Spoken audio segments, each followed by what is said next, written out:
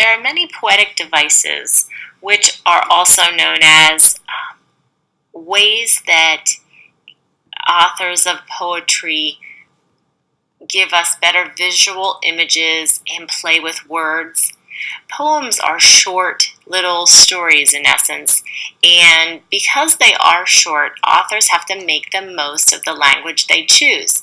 And so these poetic devices are basically different opportunities for an author to play on words. Now, the list that I'm going to share with you encompasses many different devices, but there are others out there. These are typically devices that we would use somewhere between first grade all the way through fourth grade. There's some more in there when you get to fourth grade, but these are the big ones that we want boys and girls to understand when they read, because sometimes poetic devices are confusing. They don't give us a clear picture in our head, especially when it comes to idioms and hyperboles.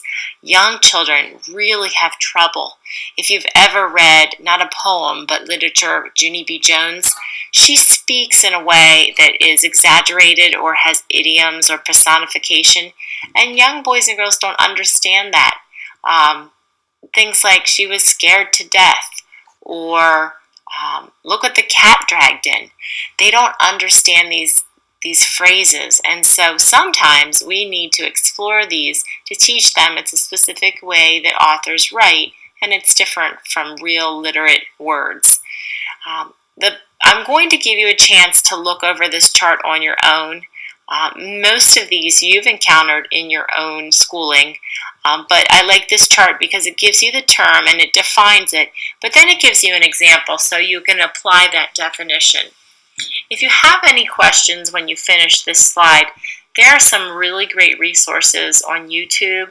If you just go into YouTube and search Poetic Devices, there are several videos that look at song lyrics, and you could use them in a classroom of your students to emphasize your point. And if you would like to try that, you may do that as well.